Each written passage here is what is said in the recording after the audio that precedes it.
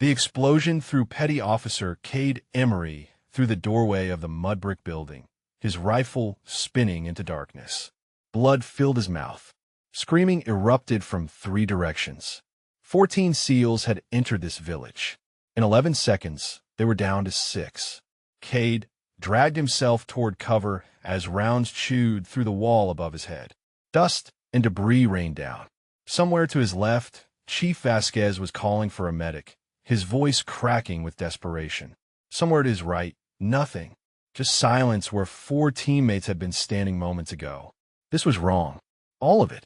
The intelligence had promised a soft target, a weapons cache guarded by a handful of militia. Instead, they had walked into a kill box designed by someone who knew exactly where they would be and exactly when they would arrive. Cade found his rifle. His hand was shaking so badly he nearly dropped it twice. He pressed his back against the remnants of a wall and tried to make sense of the chaos. Muzzle flashes everywhere. The steady thump of a heavy machine gun from a rooftop 200 meters north. RPG contrails cutting through the smoke. Senior Chief Derek Holt slid into cover beside him, blood streaming from a gash on his forehead. Emery, he shouted over the gunfire, where's Webb? Cade pointed toward the building across the narrow street. The lieutenant commander had been leading First Element when the ambush triggered. Through the smoke and dust, Cade could see a body in the doorway. It was not moving. Holt swore. He keyed his radio and started calling for extraction, his voice steady despite the carnage around them. That steadiness felt impossible. Half their team was dead or dying. Cade could not understand how anyone could be calm right now. Then the first impossible shot cracked through the chaos. The heavy machine gunner on the northern rooftop, the one that had been pinning them down, suddenly jerked backward and disappeared. The weapon went silent. Before Cade could process what happened, a second shot. An enemy fighter emerging from an alley dropped mid-stride, dead before he hit the ground. Then a third, a fourth, 3 more in rapid succession. Each shot precise, each shot lethal, each shot coming from a direction that made no sense. Cade looked at Holt. Holt looked back. Neither of them was shooting. Looking around, Cade confirmed that every surviving SEAL was accounted for, and none of them were firing from that angle. Someone else was out there. Someone with a rifle and skills that bordered on supernatural. Who is that? Vasquez called out. Who the hell is shooting? No one answered because no one knew. The mysterious shooter continued their work with mechanical efficiency. 12 enemies fell in 90 seconds. The ambush that should have killed them all was being dismantled by Ghost. Every shot punched through the chaos with surgical precision, and Cade found himself watching in disbelief as the tide turned. Holt grabbed his shoulder. Move, he ordered. Now, while we have cover. Before we continue with what Cade saw in that smoke, drop a comment and let us know where you're watching from. Maybe you have military families in your area who understand these moments. The surviving SEALs began their extraction, moving in pairs through the rubble and bodies. Cade helped drag a wounded teammate whose leg was shattered below the knee. The man was screaming. Cade told him to hold on, that they were almost out, words that felt hollow against the horror around them. As they reached the edge of the village, Cade glanced back one final time. The smoke was thick, rolling through the streets like fog. And there, just for a moment, he saw a silhouette. A figure on a rooftop 300 meters away. Slim, controlled, holding a rifle with the casual confidence of someone who had done this 1,000 times. Then the smoke shifted and the figure was gone. Holt was shouting into his radio, coordinating the helicopter extraction. Lieutenant Commander Webb was alive, but barely. 2 rounds to the chest, saved only by his plate carrier, but the impact had cracked ribs and possibly worse. He drifted in and out of consciousness as they loaded him onto the bird. 8 dead, 3 critical, 3 walking wounded. Only Cade and Holt had escaped without serious injury. As the helicopter lifted off, Cade stared out at the village growing smaller beneath them. Fires burned in 3 buildings. Bodies littered the streets. His friends, his brothers, gone in minutes. But someone had saved them. Someone no one could identify. Someone who appeared from nowhere, killed with impossible precision, and vanished into smoke. Cade could not stop thinking about that silhouette. The shape had seemed wrong somehow, smaller than expected. The way they held the rifle, the stance, something about it nagged at him. Holt sat across from him, eyes closed, jaw clenched. He had assumed command the moment Webb went down, had held them together through the worst of it. Now he just looked tired, older than his 34 years. Who do you think it was? Cade asked. Holt opened his eyes. Does it matter? We are alive. Focus on that. But Cade could not focus on that, because somewhere in the rational part of his brain, a question was forming. A question that would not let him rest. If someone had been positioned to save them, that meant someone had known the ambush was coming. And if someone had known the ambush was coming, why had no one warned them? The helicopter banked toward FOB Sentinel, carrying what remained of a SEAL team that should never have been ambushed in the first place. And in the back of his mind, Cade kept seeing that silhouette in the smoke. Someone saved them. But he could not shake the feeling that the same someone knew far more than they were saying. FOB Sentinel felt like a morgue. The surviving SEALs moved through the compound in silence, their faces hollow, their movements mechanical. 8 body bags had been loaded onto a transport bird 2 hours ago. 8 men who had been joking about football and home-cooked meals that morning were now cargo heading back to Dover. Cade sat on the edge of his bunk and stared at the wall. His hands had finally stopped shaking, but the images would not leave him. Vasquez torn apart by the first explosion. Dominguez catching a round through the throat. Patterson crawling toward cover with his legs gone below the knees, still trying to return fire until he bled out. He should have been one of them.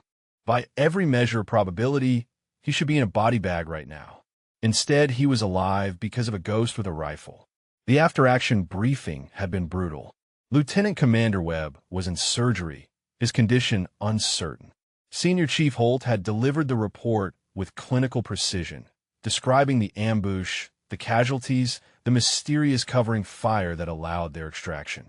When asked about the unknown shooter, Holt had simply shrugged. Unknown friendly asset, he said, possibly a CIA contractor in the area. We're looking into it. But Cade knew that was not the whole story. He had reviewed the mission brief 3 times now, and something was wrong. The intelligence had been too specific. Turn left at the 3rd building. Enter through the eastern door. Stack in the main courtyard. Every detail had been provided, and every detail had been used against them. Someone had set them up, and someone else had been waiting to save them. Around midnight, Cade made a decision. He grabbed his rifle and slipped out of the barracks. The FOB was quiet. Most personnel either sleeping or dealing with the aftermath of the disaster. No one stopped him as he signed out a vehicle. No one asked where he was going when he said reconnaissance. The drive back to Al Rashid village took 40 minutes. Cade kept his lights off for the last 2 kilometers, navigating by moonlight. The village was empty now, abandoned by both the enemy and the dead. Fires had burned themselves out. The only movement was rats picking through the rubble. Cade parked near the ambush site and moved on foot. He was not entirely sure what he was looking for. Answers, maybe. Something to explain how 14 highly trained SEALs had walked into a perfect kill zone. Something to explain who had been watching over them with a rifle and inhuman precision. He found a first clue on a rooftop 300 meters from the main ambush site. Shell casings, 7.62 millimeter, arranged in a neat line, as if the shooter had been keeping count. The position offered perfect sight lines to every location where enemy fighters had fallen. Whoever had been here was a professional. More than professional. An artist. Cade photographed everything. The casings, the sight lines, the impressions in the dust where someone had lain prone. He was so focused on his work that he did not hear her approach. Do not move. The voice came from behind him. Female. Calm. American. Cade froze. His rifle was slung across his back. His sidearm was holstered. He had no chance of drawing before she could fire. Hands where I can see them, the voice continued. Slowly, Cade raised his hands. Who are you? Turn around. He turned. The woman standing 10 feet away was not what he expected. She was lean, weathered, her dark hair pulled back tight. She wore no uniform, just practical clothing in muted colors. The rifle in her hands was a custom precision weapon, the kind that cost more than most cars. She held it like it was part of her body. But it was her eyes that caught him. They were the eyes of someone who had seen too much and stopped caring about the consequences. "You are Emery," she said. "Communications specialist. For years in the teams. Wife named Rebecca. Daughter named Grace. 8 months old." Cade felt his blood go cold. "How do you know that?" "I know everything about your team. I have been watching you for 3 days. I was hoping you would be the one to come back. You seem like the smart one." She lowered her rifle slightly. Not all the way. Just enough to signal that she was not planning to kill him immediately. "My name is Elena Voss," she said. "Master Chief, Petty Officer. Officially killed in action 3 years ago during Operation Crimson Silence. Unofficially, I've been hunting the man who murdered my team." Cade stared at her. Crimson Silence. He knew that name. Everyone in the Special Operations community knew that name. A SEAL team wiped out in Syria. No survivors. No explanation. The details have been classified so deep that even rumors were discouraged. "You're dead," Cade said. Voss almost smiled. "That is the idea. You saved us. Today. That was you." "Yes." "Why?" "Because Farzad Malik set that ambush. The same man who killed my team 3 years ago. He is still operating. Still receiving intelligence from inside American forces. And I'm going to kill him." Cade's mind was racing. This woman was either telling the truth, or she was the most elaborate trap he had ever encountered. Either way, she had saved his life. She had saved all of them. "How did Malik know where we would be?" Cade asked. Voss studied him for a long moment. Then she lowered her rifle completely. "Because someone told him," she said. "Someone on your team. Someone who has been feeding him information for years. The same person who betrayed my team. The same person who got 8 of your brothers killed today." The words hit Cade like a physical blow. A traitor. Someone he knew. Someone he trusted. Someone who had watched their teammates die and said nothing. "Who?" he demanded. "Who is it?" But Voss was already stepping backward, melting into the shadows. "Not yet," she said. "You are not ready to hear it, and I am not ready to prove it. But I will be in touch, Petty Officer Emery. Watch your back. Trust no one, and do not tell anyone you saw me." "Wait," Cade called out. "How do I contact you?" Her voice came from the darkness. "You do not. I contact you." Then she was gone, vanished like smoke, like a ghost, like someone who had spent 3 years learning how to disappear. Cade stood alone on that rooftop for a long time, staring at the shell casings and trying to make sense of what had just happened. A dead woman had saved his team. A traitor had condemned them. And somewhere out there, a warlord was planning his next move. He drove back to FOB Sentinel in silence, watching his mirrors, seeing threats in every shadow. When he passed Holt in the corridor, the senior chief nodded at him with tired camaraderie. "Could not sleep either?" Holt asked. Cade shook his head. "Just needed some air." He walked to his bunk and laid down in the darkness. But sleep did not come, because Elena Voss had told him there was a traitor in his team, and now every face he knew looked different. Every friend was a potential enemy. Every word was potentially a lie, and he had no idea who to trust. The next morning, Cade watched his teammates like a man searching for snakes in tall grass. Every conversation became a puzzle. Every gesture carried hidden meaning. Every laugh felt like a potential mask. Petty Officer Reyes was cleaning his weapon in the corner, humming something under his breath. He had been with the teams for 6 years. Solid operator. Family man. Could he be the one feeding information to Malik? Chief Brennan was arguing with the supply sergeant about replacement gear. He had a temper, sure, but he had also carried Patterson's body through enemy fire. Would a traitor risk his life like that? Then there was Holt, Senior Chief Derek Holt, sitting at a table reviewing maps, his forehead still bandaged from yesterday's ambush. He had held them together when everything fell apart. He had been calm when calm seemed impossible. He had taken command without hesitation. Cade found himself staring too long. Holt looked up and caught his eye. "Something on your mind, Emery?" Cade shook his head. "Just thinking about yesterday." Holt nodded slowly. "We all are. But thinking too much does not bring them back. Focus on what comes next." It was good advice. Reasonable advice. The kind of thing a leader should say. So why did it feel like a warning? Cade forced himself to look away. He was being paranoid. Voss had planted a seed of suspicion, and now was growing into something that could consume him. He needed proof. He needed facts. He needed something more than the word of a woman who was supposed to be dead. He spent the afternoon reviewing communication logs from the past 3 months. Everything the team had sent or received through official channels. It was tedious work, and technically he needed authorization he did not have. But his clearance as communications specialist gave him access to systems most operators never touched. Nothing obvious jumped out.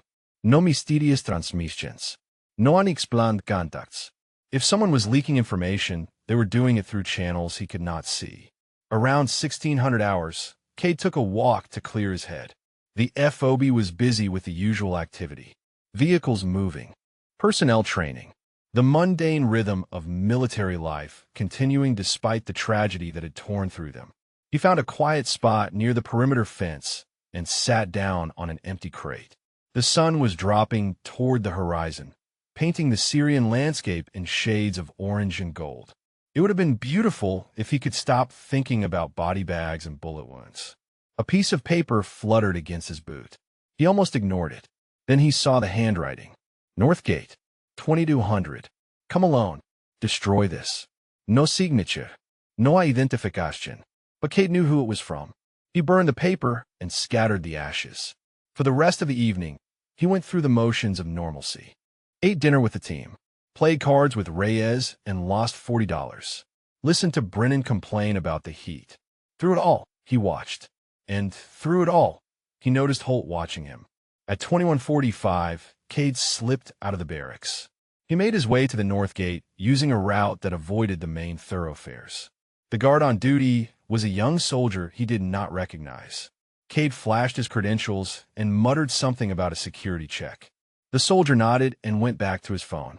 Voss was waiting in the shadows 50 meters beyond the wire. She materialized out of the darkness like a specter, her rifle slung across her back. "You came," she said. "You did not give me much choice. There is always a choice. You chose to trust me. That is a start." Cade crossed his arms. "I do not trust you. I do not know you. But you saved my life, so I am willing to listen." Voss nodded, apparently satisfied with that answer. She reached into her jacket and produced a folded document.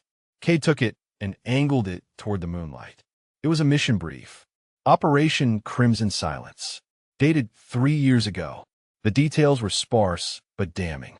A SEAL team inserted to capture Farzad Malik. Perfect intelligence. Perfect insertion.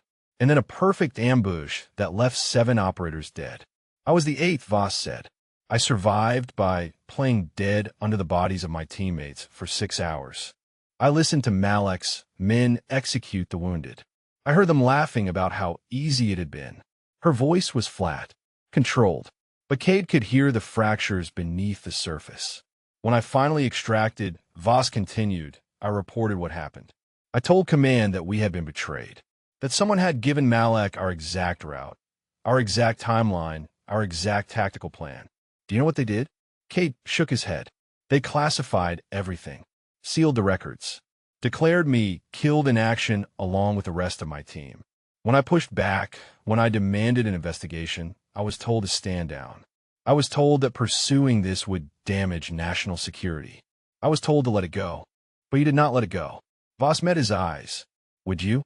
Cade thought about Patterson bleeding out in the street, about Vasquez torn apart by shrapnel, about 8 body bags on a transport bird. "No," he said, "I would not." Voss took the document back and tucked it away. "For 3 years, I have been hunting Malik, living off the grid, following his network, learning his patterns. And 6 months ago, I finally discovered how he was getting his intelligence. The traitor. Yes, someone with access to SEAL command communications. Someone who has been selling information for years. Someone who was on your team yesterday." Cade felt his stomach clench. "Who?" Voss hesitated. "I have suspicions, but suspicions are not proof. If I accuse the wrong person, the real traitor disappears and Malik wins. I need evidence, and I need your help to get it." "Why me?" "Because you are smart enough to question what happened. Because you came back to that village alone to look for answers. And because I watched you carry a wounded man through gunfire when you could have saved yourself. That tells me something about who you are." Cade stared at her for a long moment. This was insane. She was asking him to investigate his own teammates, to suspect men he had bled with, to potentially destroy the career of someone he considered a brother. But 8 men were dead, and if Voss was right, the person responsible was sleeping in the same barracks. "What do you need me to do?" he asked. Voss allowed herself the smallest hint of a smile. "Malak is planning to move in 72 hours. I have a location. If we can hit him before he relocates, we can end this. But I need your team to do it. And I need to know the traitor cannot warn him. How do we identify the traitor? We set a trap. Feed different information to different people. See which version reaches Malak. And if it is someone I care about, then you have a choice to make. Justice or loyalty. I made mine 3 years ago." She stepped back into the shadows. "I will contact you tomorrow with details. In the meantime, watch everyone. Trust no one." "Wait," Kate called out. "How do I know you are not the traitor? How do I know this is not some elaborate setup?" Voss paused. "You do not," she said. "But I am the one who saved your life. And I am the one who has spent 3 years living as a ghost to find the truth. Ask yourself what I have to gain by lying." Then she was gone, swallowed by the darkness. Cade walked back to the FOB with his mind churning. As he approached the barracks, he saw Holt standing outside, smoking a cigarette. "Late night," the senior chief observed. "Cannot sleep," Cade replied. "Took a walk." Holt nodded and took a long drag. "Funny thing," he said. "I could have sworn I saw you heading toward the north gate." Cade's blood went cold. "Just checking the perimeter. Old habits." Holt studied him for a moment that stretched into eternity. Then he smiled. "Good man. We need people who stay vigilant. Especially now." He flicked the cigarette away and walked inside. Cade stood frozen in the darkness, his heart pounding. Holt had been watching him. Holt had seen him leave. And now Cade could not help but wonder if the senior chief was simply a concerned leader or something far more dangerous. The mission briefing came at 0800. Lieutenant Commander Webb had stabilized enough to communicate via video link from the field hospital, his face pale and drawn, but his eyes sharp. He was still in command, even from a hospital bed. "Gentlemen," Webb began, "intelligence has located an enemy outpost 12 kilometers northeast of our position. High-value communications equipment. Possible intel on the network that ambushed us. Command wants it captured intact." Cade sat in the back of the room, studying faces. Reyes was leaning forward, eager. Brennan had his arms crossed, skeptical. Holt stood near the front, his expression unreadable. "We move at 1400, Webb continued. "Senior Chief, Holt will lead the assault element. Emery, you are on communications. I want real-time updates throughout." Cade nodded. "Understood, sir." The briefing continued with tactical details. Entry points, extraction routes, expected resistance. It all felt routine, professional, exactly like 100 briefings before. But Cade could not shake the feeling that something was wrong. After the briefing, he found a quiet corner and checked the dead drop location Voss had specified. A small rock near the motor pool, hollowed out. Inside was a slip of paper with coordinates and a single sentence. "Enemy outpost is a trap. Real target is 3 kilometers west. I will provide overwatch." Cade memorized the information and destroyed the paper. His mind raced through the implications. If Voss was right, the official intelligence was compromised. Someone had fed them bad information again. Someone wanted them walking into another ambush. But how could he redirect the mission without revealing his source? How could he convince Holt to change the plan without explaining how he knew? He found Holt in the equipment room, checking his gear. "Senior Chief," Cade said, "I have concerns about the target location." Holt looked up. "What kind of concerns?" Cade had rehearsed this. "The communications intercepts I reviewed last night showed increased chatter 3 kilometers west of the designated target. I think we might be hitting the wrong location." It was a lie. A calculated lie designed to plant doubt without exposing Voss. Holt studied him for a long moment. "You reviewed intercepts without authorization?" "I have access as communications specialist. I was looking for patterns related to the ambush." "And you found something that contradicts official intelligence?" I found something that suggests we should consider an alternative approach. Holt set down his gear and stepped closer. Emery, I appreciate initiative, but we have a mission brief from command based on vetted intelligence. I cannot change our target because you have a hunch. It is more than a hunch, Senior Chief. Then bring me proof. Documentation. Something I can take to Webb. Otherwise, we follow orders. Kate wanted to argue. He wanted to tell Holt everything. But Voss's warning echoed in his mind. Trust no one. And right now, Holt was at the top of his suspicion list. Understood, Cade said. I will see what I can document. He walked away feeling Holt's eyes on his back. The clock was ticking. In 6 hours, his team would either walk into a trap or find a real target. And he had no idea how to save them without exposing himself. At 1300, the team loaded into vehicles. Cade took his position in the communications vehicle, monitoring frequencies and watching the Syrian landscape roll past. The convoy moved in tactical formation, spread out to minimize casualties from IEDs or ambush. As they approached the designated target, Cade's radio crackled with a transmission on an encrypted frequency he did not recognize. The voice was female, calm, professional, Overwatch in position. Enemy strength at official target is 40+. Ambush configured. Recommend immediate diversion to alternate coordinates. Cade's heart hammered. Voss was out there, watching, waiting. He made a decision. All units, this is comms, Cade transmitted. I am picking up significant enemy chatter at our 12 o'clock. Recommend we hold position and reassess. Holt's voice came back immediately. Comms, clarify. What are you hearing? Cade improvised. Multiple contacts. Coordinated movement. This feels wrong, Senior Chief. Request permission to verify before we proceed. A long pause. Then Holt's voice, tight with frustration. All units hold. Comms, you have 5 minutes to verify. It was not much time, but it was enough. Cade switched to the encrypted frequency. Overwatch, can you confirm hostile positions? Voss responded instantly. Rooftop snipers at 3 locations.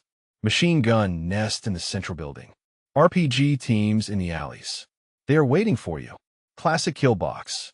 Cade relayed the information in sanitized form, claiming he had intercepted enemy communications. Holt listened. The team listened. And, slowly, skepticism gave way to concern. If Emery is right, Brennan said, we're driving into a meat grinder. Holt was silent for a long moment. Then he keyed his radio. All units, new plan. We divert to alternate target. Coordinates to follow. Cade provided the coordinates Voss had given him. The convoy changed direction, swinging west through terrain that offered better cover. As they moved, Cade watched the original target disappear behind them. 20 minutes later, they hit the real outpost. A small compound with minimal defenses. The assault was quick, professional, and successful. They captured communications equipment, documents, and 2 prisoners who would provide valuable intelligence. But the mission was not clean. As they secured the perimeter, enemy reinforcements arrived from the east. The fighters who had been waiting at the original ambush site, now racing to intercept. Gunfire erupted. The SEALs took cover and returned fire, but they were outnumbered and exposed. Then the impossible shots began again. An enemy fighter dropped. Then another. Then 3 more in rapid succession. Each round came from an elevated position to the northwest, each one finding its mark with mechanical precision.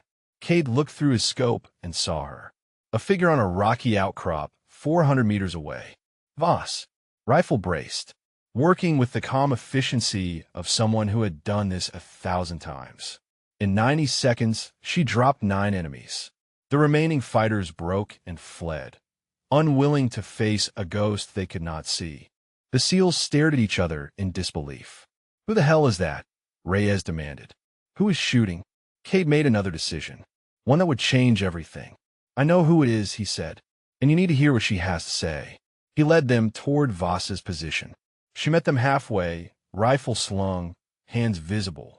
The SEALs raised their weapons, uncertain and suspicious. Holt stepped forward, his face dark with anger. Who are you? How did you know we were here? Voss met his gaze without flinching. My name is Elena Voss. Master Chief, Petty Officer. I was declared killed in action 3 years ago, and I have information about the man who has been trying to kill all of you. The team exchanged glances. Cade watched Holt carefully, looking for any sign of recognition or fear. But the senior chief's expression revealed nothing. Before anyone could respond, Cade's radio crackled. Lieutenant Commander Webb's voice patched through from the hospital. Emery, I am hearing reports of an unknown shooter at your position. Explain. Cade looked at Voss. She nodded slightly. Sir, Cade said, we have made contact with a friendly asset. She has critical intelligence about the network that ambushed us. Request permission to bring her in for debriefing. A long pause. Then Webb's voice, tired but curious. Granted. But, Emery, this better be worth it. Cade looked at Voss, then at Holt, then at the bodies scattered across the Syrian dirt. It will be, sir, he said. I guarantee it. As they moved toward extraction, Cade fell into step beside Voss. That was a risk, he said quietly. Showing yourself. Voss kept her eyes forward. Calculated risk. Your team needed to see me. They needed to know I am real. And now we can move to the next phase. What is the next phase? Finding the traitor and killing Farzad Malik. Behind them, Holt walked in silence. And if Cade had looked back, he might have seen the senior chief slip a small device from his pocket and tap out a message with his thumb. But Cade did not look back, and so he did not see the text that read, She is alive. We have a problem. The debriefing room at FOB Sentinel was small and windowless. Voss sat at a metal table, her hands folded, her expression calm. Around her stood 5 SEALs who did not know whether to treat her as an ally or a prisoner.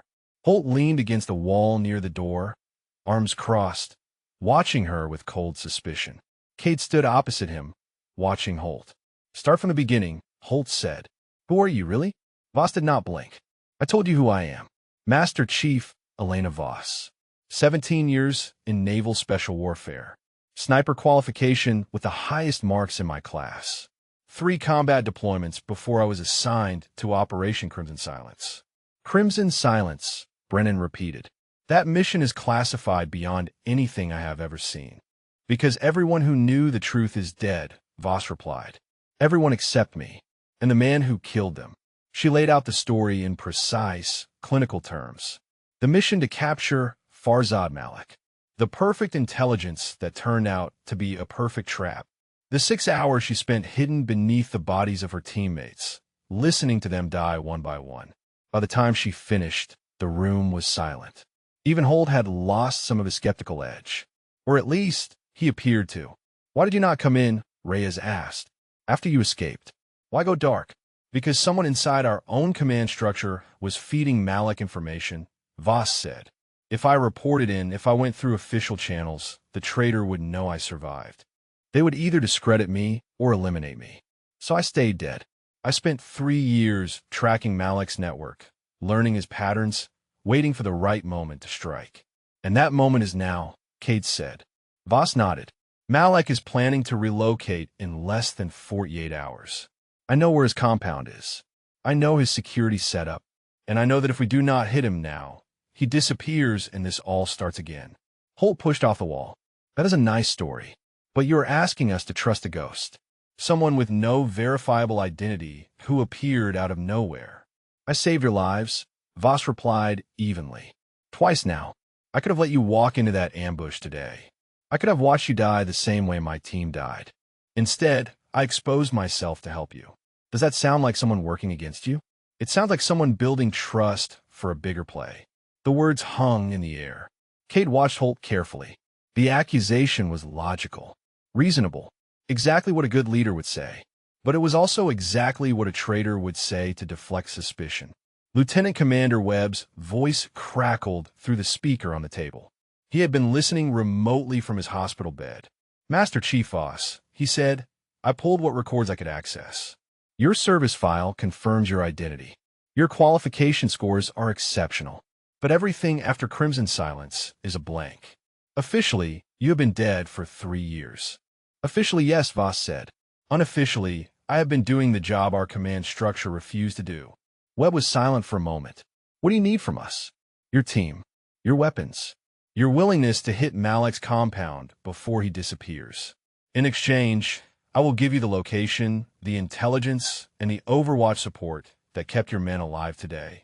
And the traitor, Cade added. You said someone on this FOB has been feeding Malek information. Do you know who it is? Voss hesitated.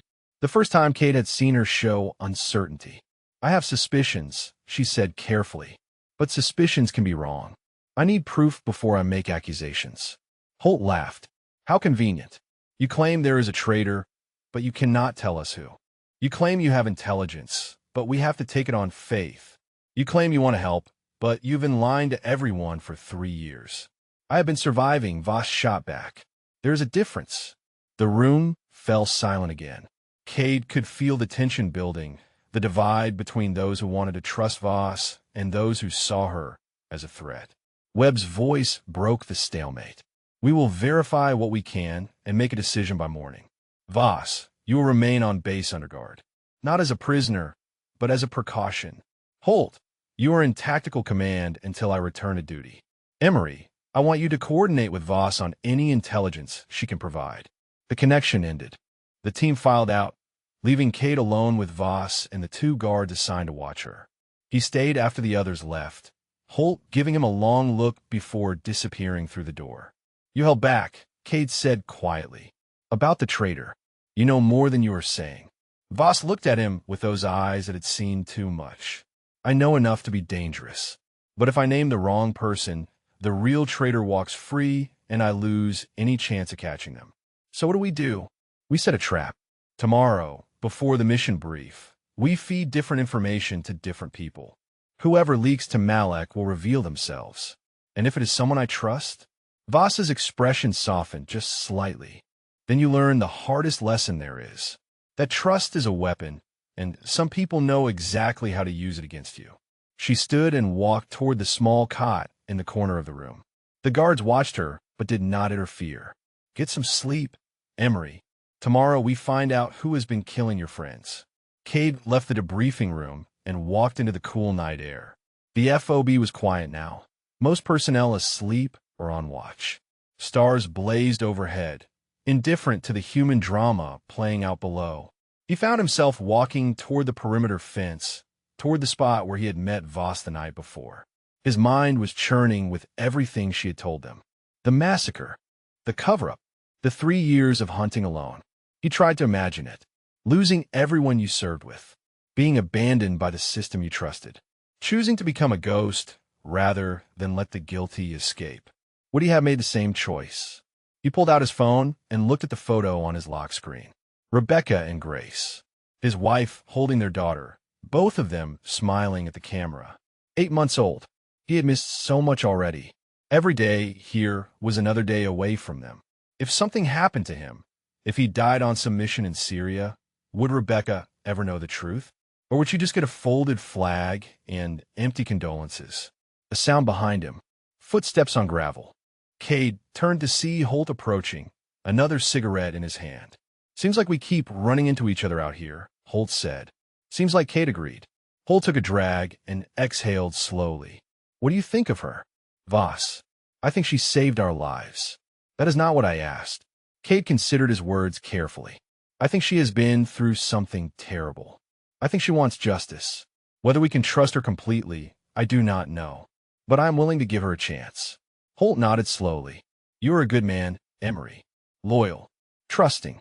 Those are admirable qualities. He stepped closer, his voice dropping. But sometimes trust gets people killed. Remember that. He flicked the cigarette away and walked back toward the barracks, leaving Cade alone with the stars and the growing certainty that something very wrong was hiding behind Senior Chief Holt's friendly smile. Voss did not sleep that night.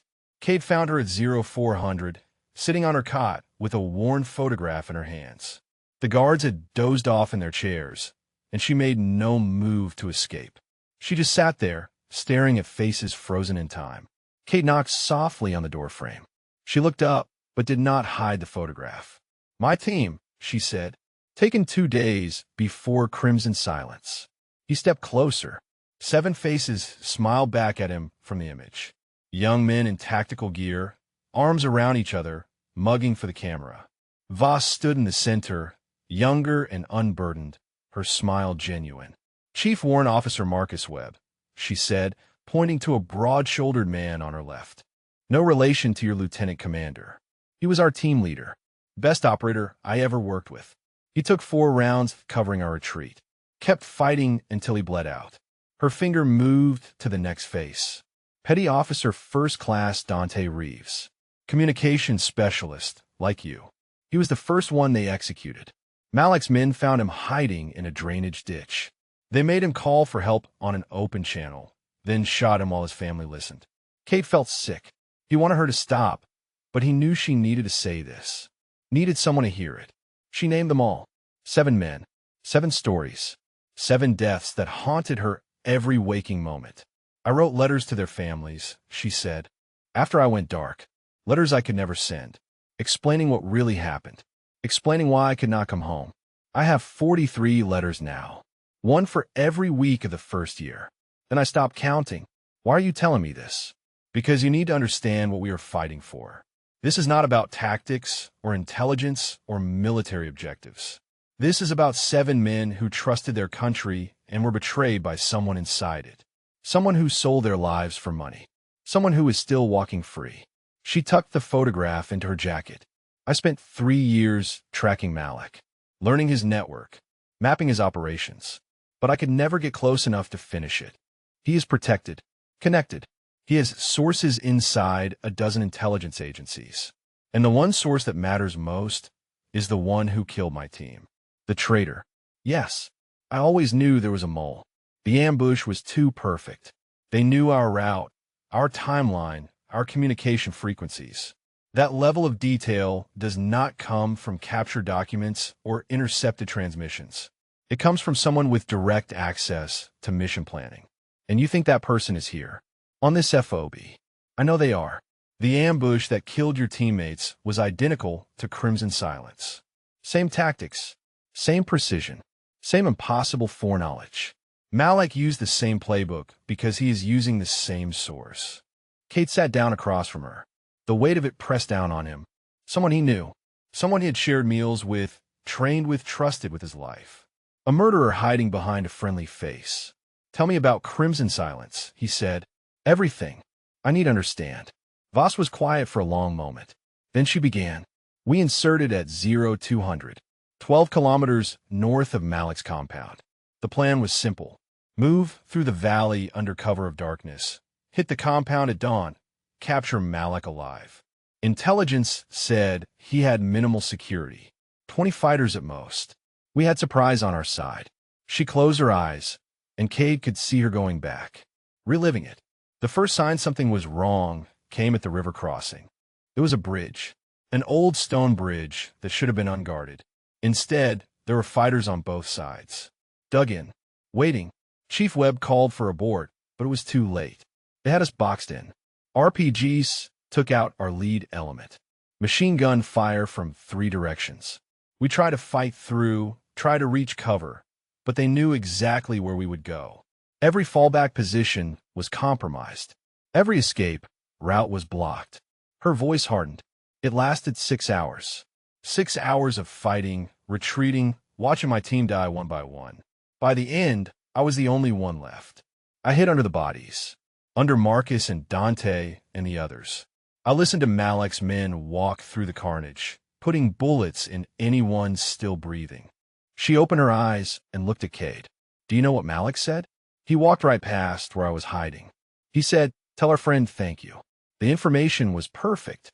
Our friend, the traitor. He was thanking them. Cade felt rage building in his chest. Cold, focused rage. "How did you get out?" "I waited until dark. Then I crawled. 3 kilometers through enemy territory with 2 bullets in my leg and a dead radio. I reached an emergency extraction point and triggered a distress beacon. 48 hours later, I was in a field hospital being told that my entire team was dead and the mission was classified. And then you went dark. Not immediately. I tried to report what happened. I told my commanding officer about the ambush, about Malik's words, about the traitor. He listened. He took notes. And then he told me that the matter was being handled through appropriate channels and that I should focus on my recovery. Appropriate channels. Voss laughed bitterly. A week later, I was informed that I had been declared killed in action. My records were sealed. My family was told I died a hero. And when I demanded answers, I was visited by two men in suits who explained that my continued silence was a matter of national security. They covered it up. They buried it. 7 men dead, and their solution was to pretend it never happened. So I made a choice. If the system would not find justice, I would find it myself. She stood and walked to the small window, looking out at the first gray light of dawn. 3 years, she said quietly. 3 years of living in shadows. Tracking Malak, building a case, waiting for the right moment. And now, finally, I have a chance to end it. But I cannot do it alone. Kate stood beside her. You have me.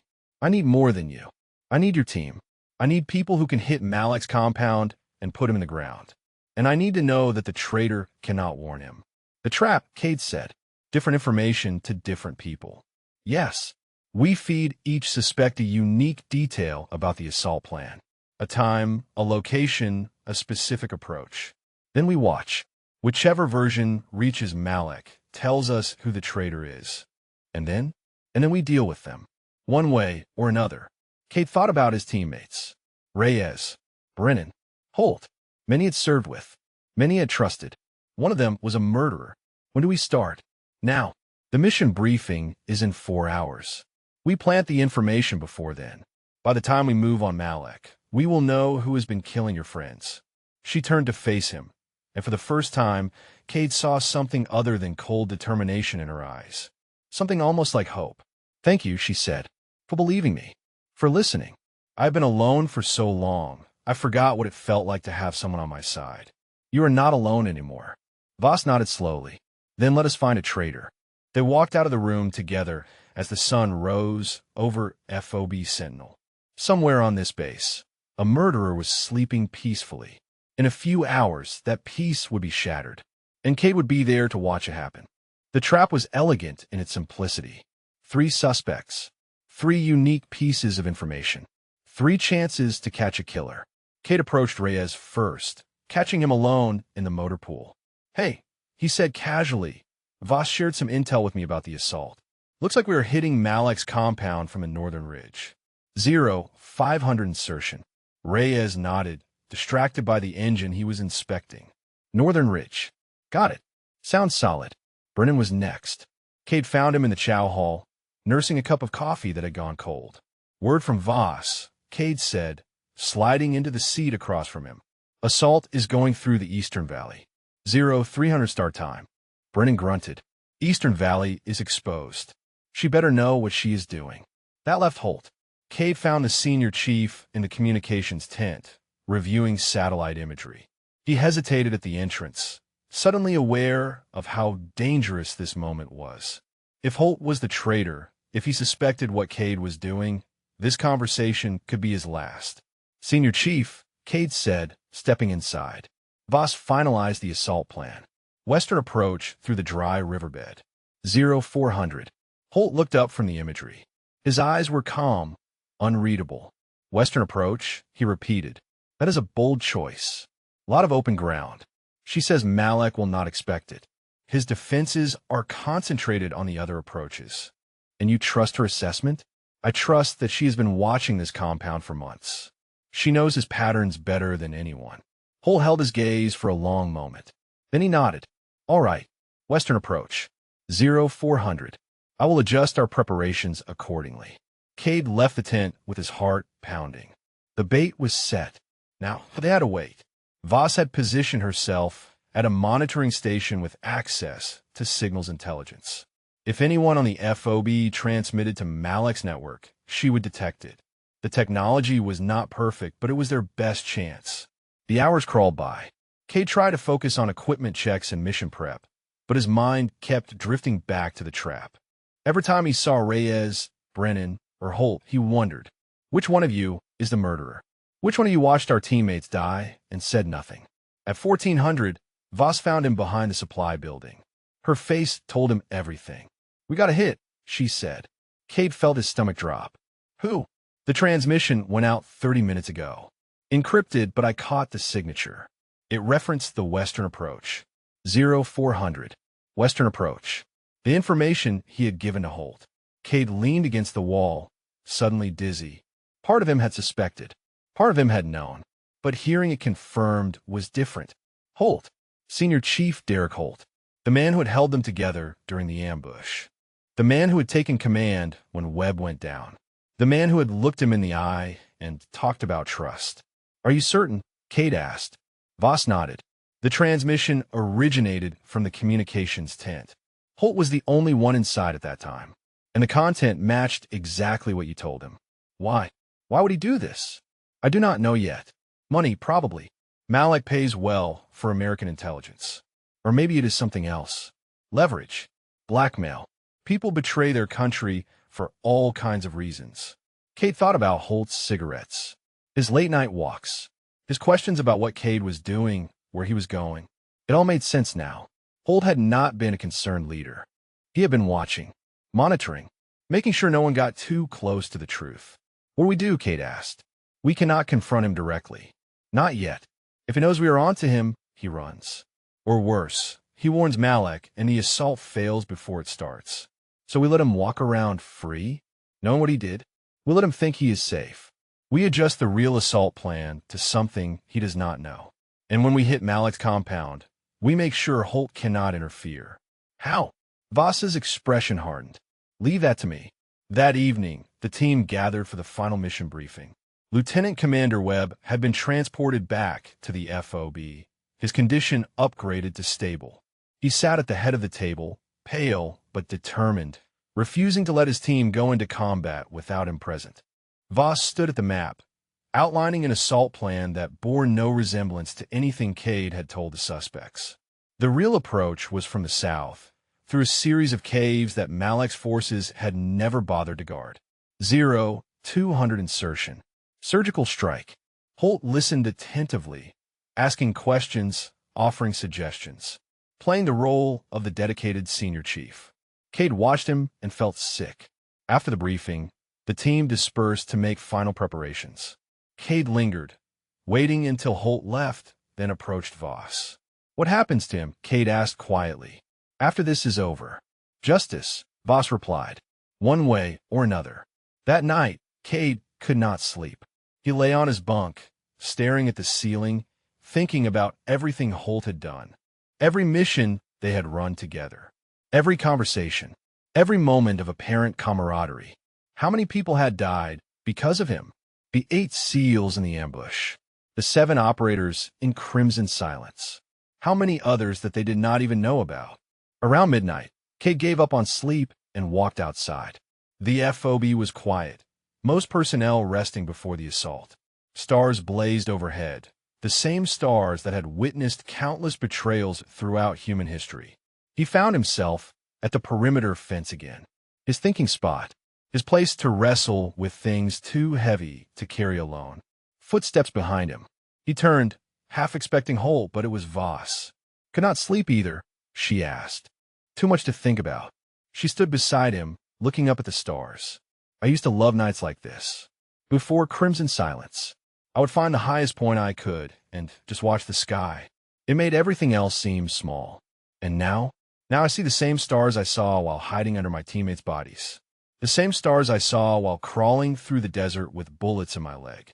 Beauty gets complicated when it is tied to trauma. Cade was quiet for a moment. What happens after tomorrow? If we kill Malak, if we expose Holt, what do you do then? Voss did not answer immediately.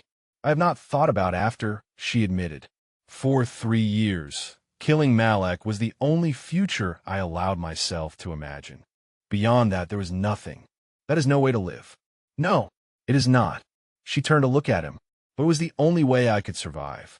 If I let myself hope for more, if I let myself imagine a life beyond revenge, I would have lost the edge that kept me alive. And now I have people standing beside me. A team, a purpose beyond just killing. It is strange. I forgot what that felt like.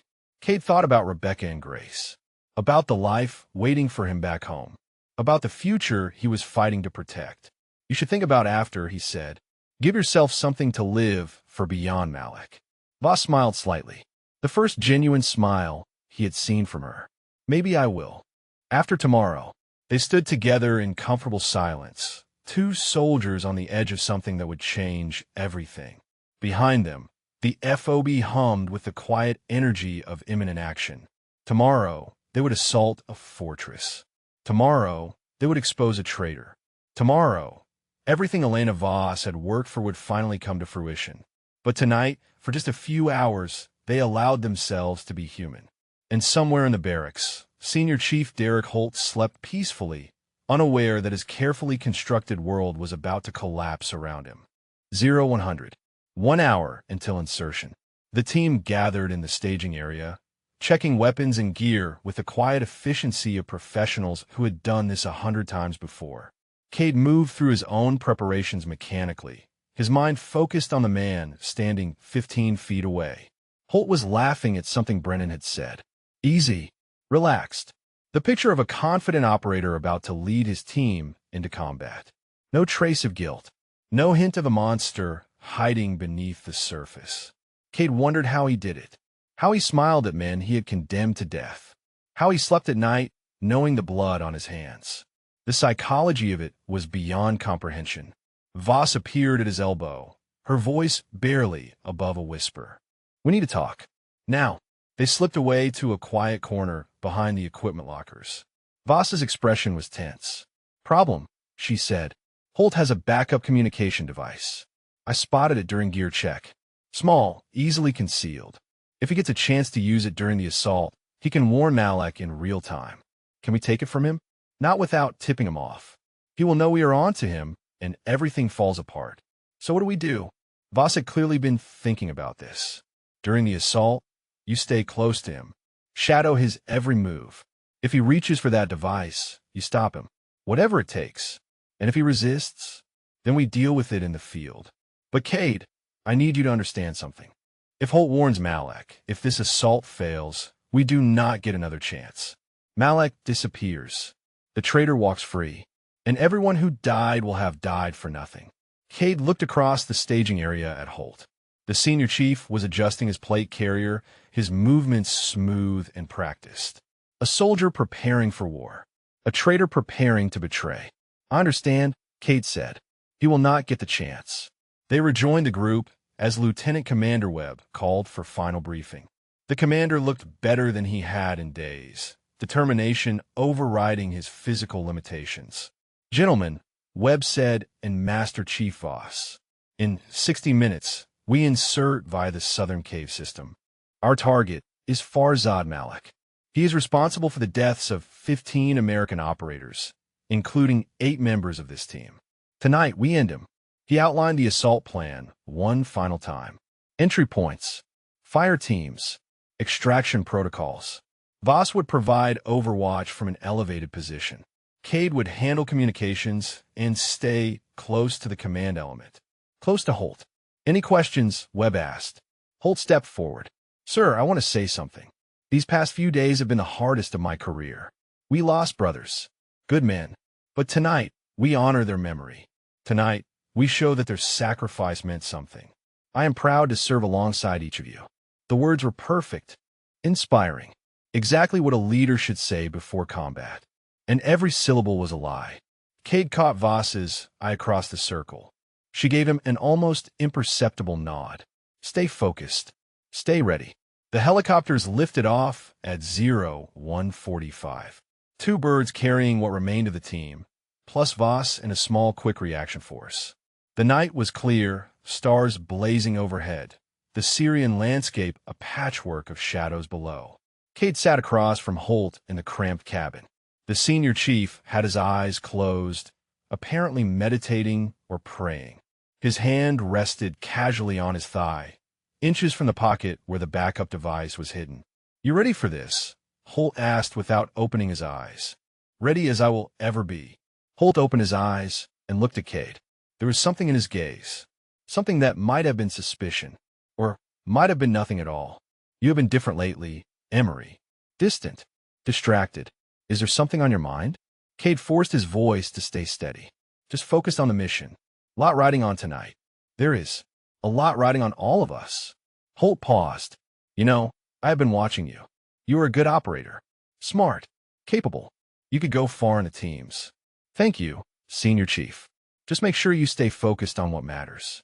This job, it can mess with your head. Make you see enemies where there are only friends. Make you doubt people you should trust. The words carried weight. Warning, wait. Cade felt certain now that Holt suspected something. Maybe not the full extent of their knowledge, but enough to be cautious. I appreciate the advice, Cade said carefully. Holt smiled. That easy, friendly smile that had fooled everyone for years. Just looking out for my team. That is what leaders do. The helicopter began its descent. Below, the cave entrance was invisible against the rocky terrain. Perfect concealment for their approach. 2 minutes, the pilot called back. The team made final checks. Weapons locked and loaded. Night vision engaged. Adrenaline rising. Cade positioned himself behind Holt as they prepared to disembark. Close enough to watch. Close enough to act. The bird touched down and they spilled out into the darkness. Voss split off immediately, heading for her overwatch position on a ridge 300 meters east. The rest of the team moved toward the cave entrance in tactical formation. Holt took point, leading them into the blackness. Cade followed close behind, every sense straining for any sign of treachery. The cave system was narrow and winding, carved by water over millennia. They moved in silence, hand signals only, the darkness broken by the green glow of night vision.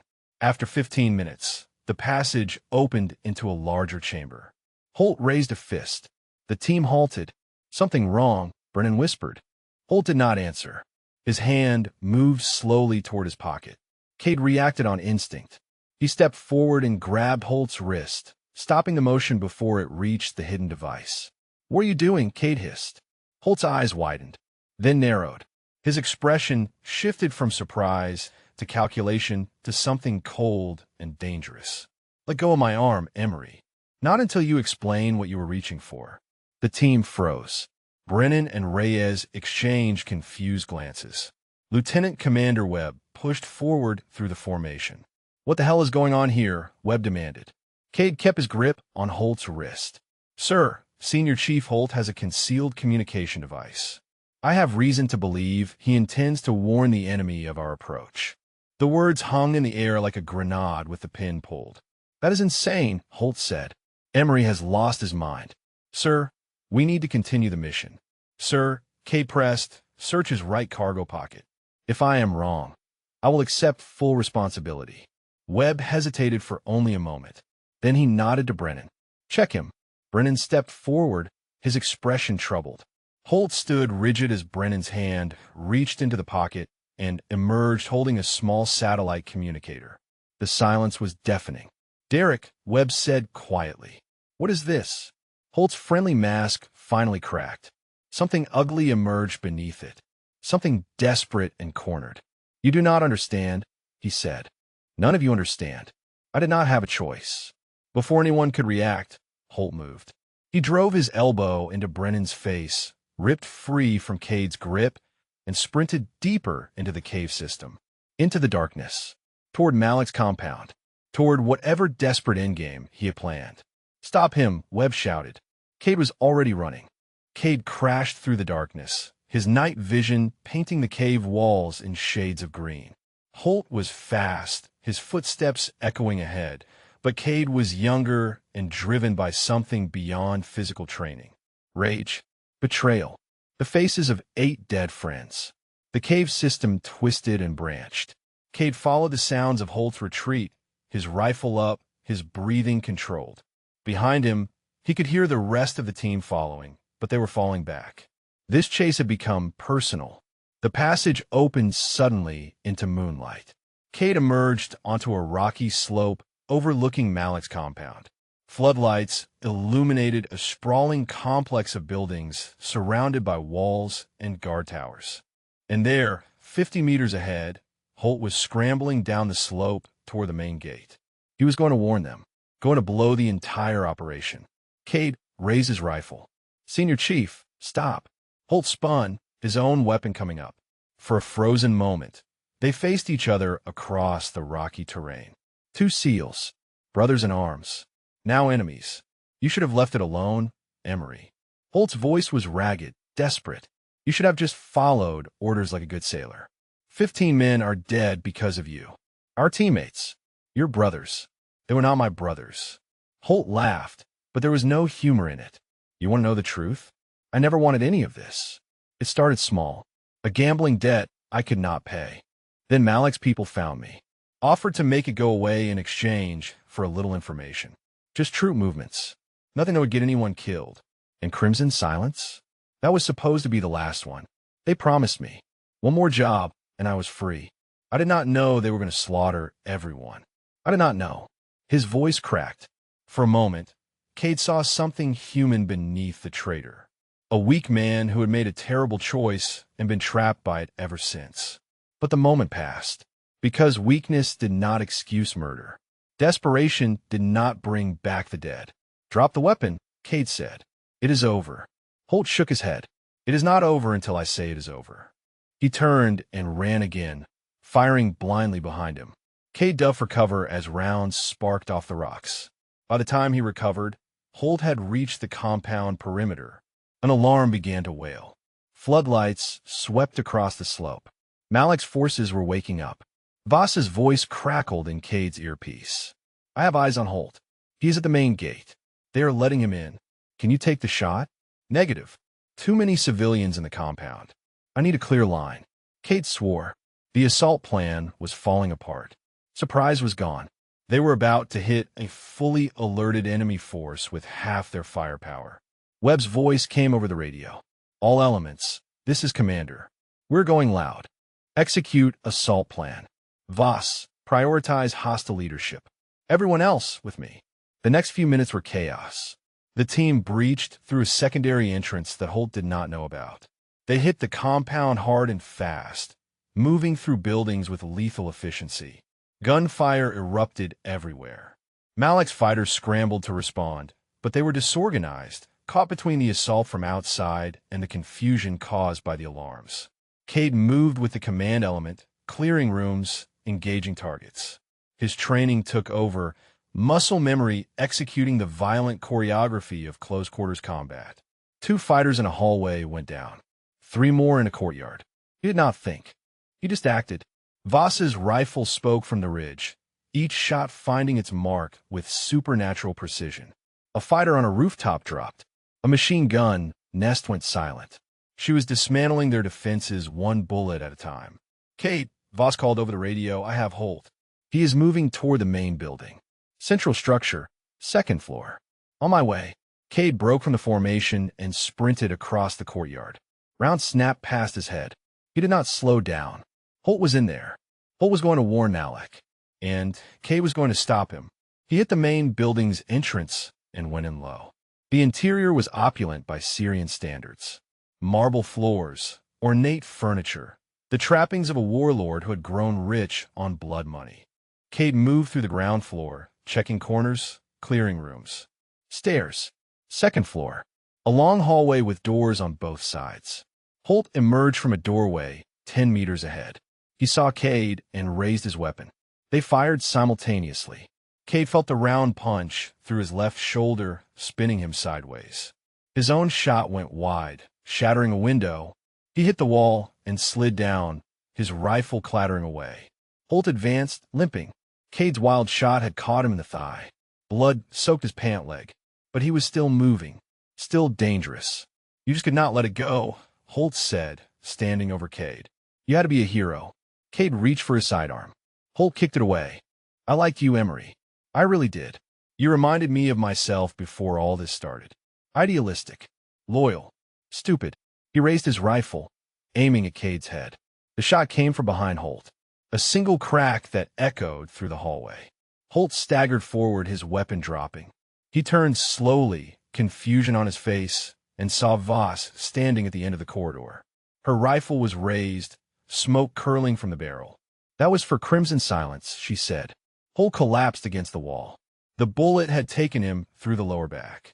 Not immediately fatal, but he was not getting up again. Voss moved forward, her weapon still trained on him. Cade pulled himself upright, clutching his wounded shoulder. Why? Voss asked, standing over Holt. Why did you do it? Holt coughed, blood flecking his lips. You would not understand. The debt. The pressure. They had photos. Evidence. They said they would destroy me. So you destroyed everyone else instead. I did not have a choice. Voss crouched down, bringing her face close to his. There is always a choice. You just made the wrong one. She stood and turned to Cade. Can you move? I will manage. Where is Malak? Main chamber. Into the hall.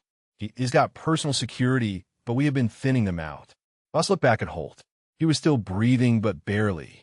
His eyes were going glassy. Leave him, she said. He is not going anywhere. And I have unfinished business with his employer. They moved down the hallway together, leaving the traitor bleeding on the marble floor. Behind them, Holt's ragged breathing grew weaker. Ahead, somewhere in the heart of the compound, Farzad Malak was waiting. And Elena Voss had been waiting 3 years to meet him. The door to the main chamber was reinforced steel, designed to withstand assault. But whoever had built it had not anticipated Elena Voss. She placed a breaching charge with practiced efficiency while Cade covered the hallway.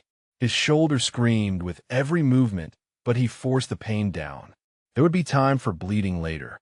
Right now, there was only the mission. Ready? Voss asked. Ready.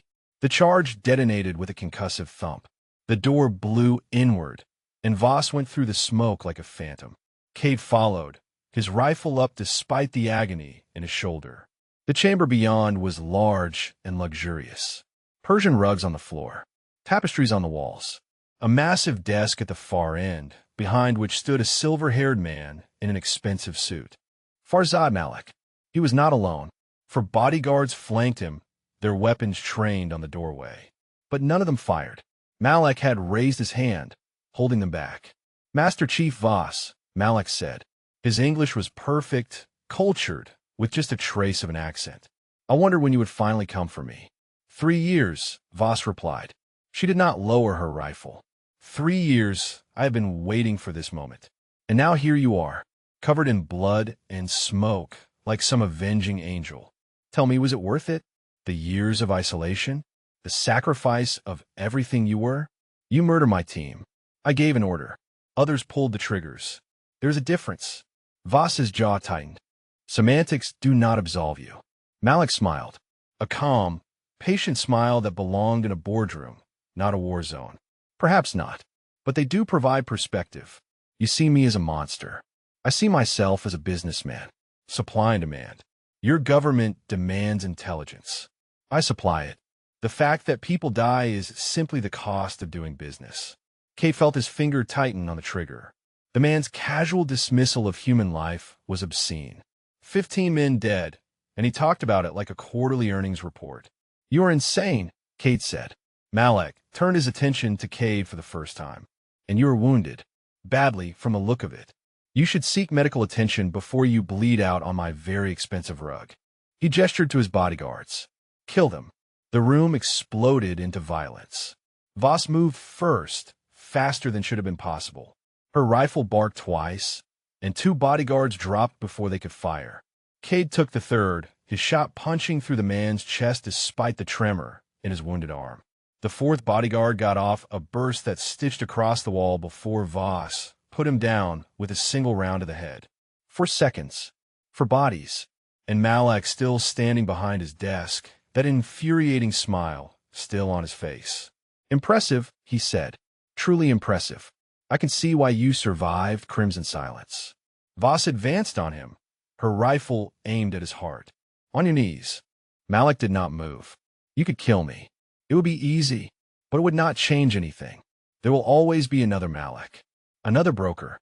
Another man willing to profit from the chaos your country creates. This is not about changing the world. This is about justice. Justice. Malak laughed softly. There is no justice. There is only power and those who wield it.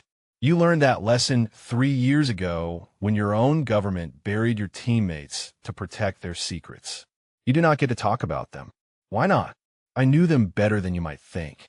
Your team leader, Marcus Webb, he begged for his men's lives at the end, offered himself in exchange for their freedom. It was almost noble. Voss's finger trembled on the trigger. Cade saw her control slipping. Malak was trying to break her, trying to turn her rage into something reckless. Voss, Cade said quietly. Do not let him win. She did not respond. Her eyes were locked on Malak, burning with 3 years of hate. Malak spread his hands, a gesture of false surrender. So here we are, the moment you have been waiting for. The question is, what do you do with it? Kill me in cold blood? Become the monster you accuse me of being? Voss was silent for a long moment. When she spoke, her voice was steady. I am not going to kill you, she said. Malak's smile faltered for the first time. No, because you're going to spend the rest of your life in a cell. You're going to watch your empire crumble, your contacts exposed, your network dismantled. Every intelligence agency in the world is going to pick apart everything you built, and you're going to live long enough to see yourself become nothing. She lowered her rifle slightly. Death is too easy. You do not deserve easy. Malak's composure cracked. Something ugly flashed in his eyes. Fear, desperation, the realization that she was right. No, he said. No, I did not think so. His hand moved toward his desk drawer. Cade shouted a warning, but Voss was already reacting. Malak pulled a pistol from the drawer. He got off one shot that went wide before Voss put 3 rounds into his chest. He staggered backward, hitting the wall, sliding down. The pistol clattered from his fingers. Blood spread across his expensive shirt. Voss stood over him, watching him die. His breathing was ragged, wet. His eyes found hers. You think this changes anything? He gasped. There will be others. Maybe, Voss said, but they will not be you.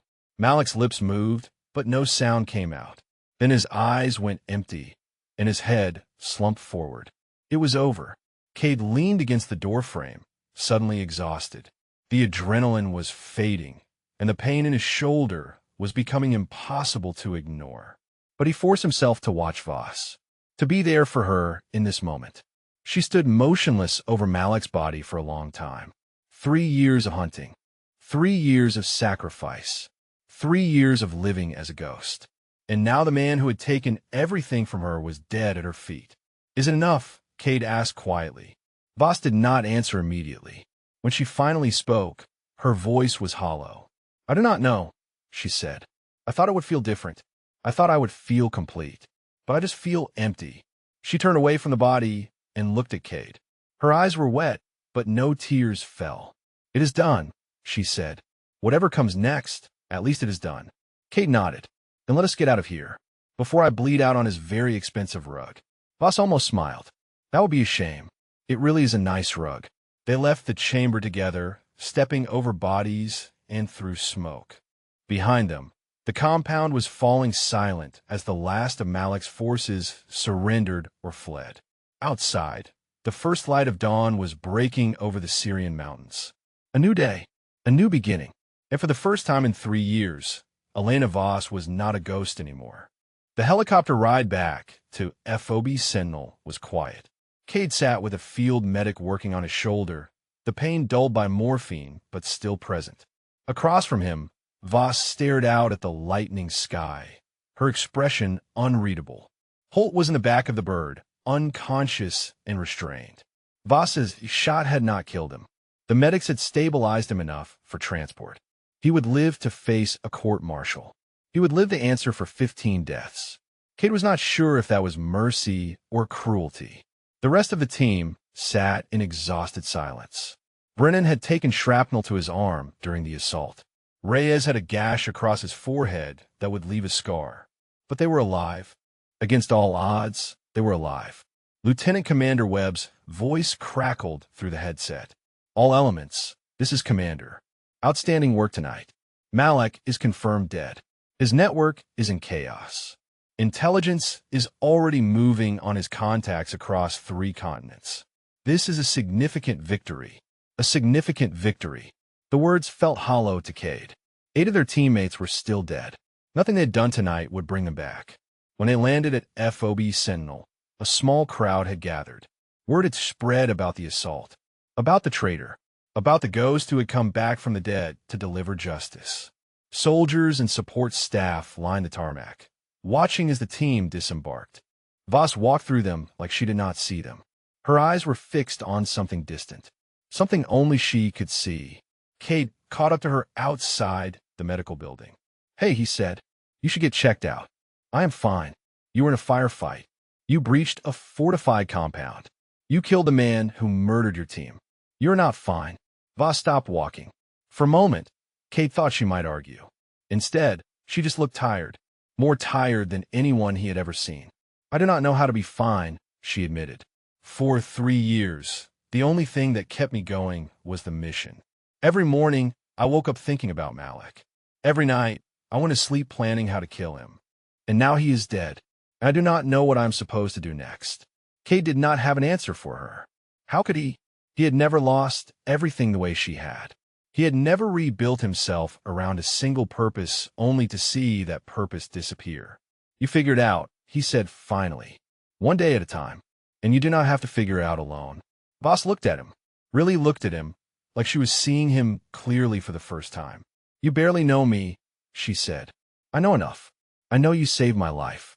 I know you sacrificed everything for justice. I know you are the best operator I have ever seen. And I know you deserve a chance to be more than a ghost." Voss was quiet for a long moment. Then, slowly, she nodded. "One day at a time," she repeated. "I can try that." The debriefing took hours. Intelligence officers flew in from 3 different agencies to interview everyone involved. Voss's testimony was the longest, a detailed account of her 3 years off the grid. The operations she had observed, the networks she had mapped, the intelligence she had gathered. By the time she finished, the sun was setting again.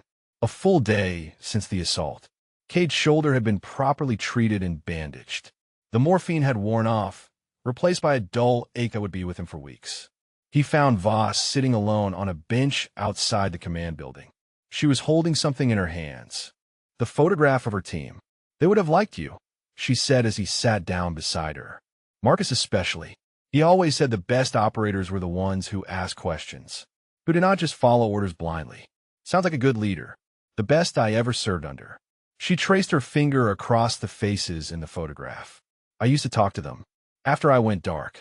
Every night before I fell asleep, I would tell them what I had done that day. What progress I had made. It was stupid, but it helped me feel less alone. That is not stupid. That is survival." Voss smiled faintly. "Maybe, but I do not think I need to do it anymore. I think maybe they can rest now. And maybe I can too." Webb approached them, his gait still careful but stronger than it had been. "Master Chief Voss," he said, "I have some news." Voss looked up. "Good or bad?" "Complicated." Webb sat down across from them. "I have been in communication with Naval Special Warfare Command. They are aware of your situation. The unauthorized operations. The years off the grid. Technically, you are in significant legal jeopardy." "Technically," Voss repeated. "However, given the circumstances, given what you accomplished, given the intelligence you provided that has already led to the disruption of multiple hostile networks, Command has decided to exercise discretion." Meaning? Meaning you are not going to be prosecuted. Your record will be amended to reflect extended, deep cover operations rather than desertion. Officially, you are never AWOL. You are on a classified mission that has now been successfully concluded. Cade felt relief wash through him. After everything Voss had sacrificed, the idea of her facing prison had been unbearable. Voss processed the information slowly. "So I'm not dead anymore." "No, you are very much alive. And you have options." Webb leaned forward. "Command wants to offer you a position. Training cadre at the sniper school. Your skills, your experience, your knowledge of hostile networks. It will be invaluable. A training position. It is not field work, but it is a chance to shape the next generation. To pass on what you know, and to have a life outside of combat." Voss looked at the photograph in her hands one more time. Then she tucked it into her jacket, close to her heart. "Can I think about it?" she asked. "Take all the time you need. The offer stands." Webb nodded to Cade and walked away, leaving them alone again. The sun had fully set now. Stars were emerging overhead, the same stars that had witnessed so much death and sacrifice over the past week. "What are you going to do?" Cade asked. "I do not know yet." Voss looked up at the sky. "For so long, I thought this would be the end. Kill Malik and then nothing. But now there is a tomorrow, and I'm not sure how to fill it. You could start by sleeping in an actual bed, eating real food, Maybe calling someone who cares about you. There is no one left to call. Cade shook his head. There is me, and the rest of the team. We owe you our lives, Voss. That means something. Voss turned to look at him. For a moment, something softened in her expression. Something that might have been hope. Elena, she said. What? My name. Elena. You have earned the right to use it. Cade smiled despite the pain in his shoulder. Elena. All right. Well, Elena, there's terrible coffee in the mess hall and even worse food. Want to join me? Voss actually laughed. A short, rusty sound, like she had forgotten how to do it. That sounds perfect. They walked together toward the lights of the mess hall. Two soldiers who had been through hell and come out the other side.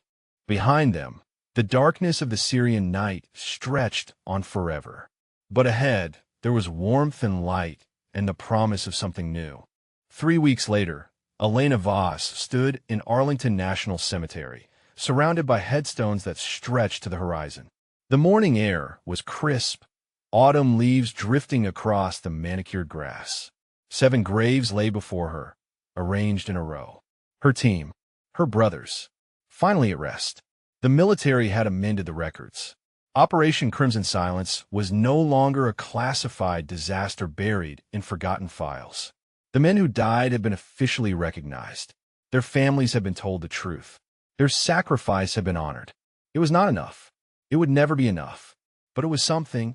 Elena knelt before the first headstone. Chief Warrant Officer Marcus Webb. Not the lieutenant commander she had worked with these past weeks, but the original. Her team leader.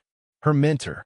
The man who had taught her that leadership meant putting your people first, always. I did it, Marcus, she said quietly. Malek is dead. Holt is facing trial. The network is dismantled. Everything you died for, it meant something. She moved to the next grave. Petty Officer First Class Dante Reeves, the young communications specialist who had reminded her so much of Cade. I met someone who reminds me of you, she told him. Same dedication. Same heart. You would have liked him. One by one, she visited each grave, speaking to men who could no longer hear her, telling them about the mission, about the justice that had finally been served, about the future she was learning to imagine. When she finished, she stood and looked out across the cemetery. Thousands of headstones, thousands of stories, thousands of sacrifices made so that others could live free. She had spent 3 years as a ghost among the living. Now she was learning to be alive among the ghosts. Footsteps approached from behind. She turned to find Cade walking toward her, his arms still in a sling, but his smile warm. Thought I might find you here, he said. How did you know? Webb told me you requested leave to visit Arlington. It was not hard to figure out the rest. Cade stopped beside her, looking at the graves with quiet respect. These are them, he said. Your team. Yes. I wanted them to know it was over, that they could rest. Cade nodded slowly. I am sure they already knew, but it is good that you came. They stood together in comfortable silence, the wind rustling through the trees. Finally, Elena spoke. I made a decision about the training position, and I'm going to take it. She turned to look at him. You were right. I need to build something new. I spent 3 years destroying. Now I want to create. I want to train the next generation. Teach them everything I know. Make sure they are ready for whatever comes. That is a good choice. It is terrifying. I do not know how to be a teacher. I barely know how to be a person anymore.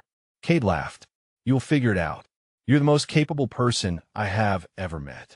If you can survive 3 years alone hunting a warlord, you can handle a classroom full of recruits. Elena smiled. Will you put it that way? It does sound manageable. They began walking together through the cemetery, past rows of headstones and monuments. The sun was climbing higher, burning away the morning chill. What about you? Elena asked. What happens now? I ship back to Virginia next week. Medical leave until the shoulder heals, then back to active duty. Rebecca is already planning a homecoming party. She wants to meet the mysterious woman who saved my life. You told her about me? I told her everything. She cried. Then she said she wanted to cook you dinner as a thank you. Elena felt something warm spread through her chest, an unfamiliar sensation. It took her a moment to recognize it as belonging. I would like that, she said. Good. Because she is an incredible cook, and she does not take no for an answer. They reached the edge of the cemetery, where Carr was waiting. Cade's ride back to the airport, back to his family, back to the life he had almost lost. He turned to face her. Listen, I know we have only known each other for a few weeks, and I know things have been intense. But you saved my life, Elena. You saved all of us. That means something. It was my job. No. Cade shook his head. Your job ended 3 years ago. Everything you did after that was a choice. You chose to keep fighting. You chose to save us. You chose justice over safety, truth over comfort. That is not a job. That is who you are. Elena did not know what to say. For 3 years, she had defined herself by loss, by revenge, by the mission.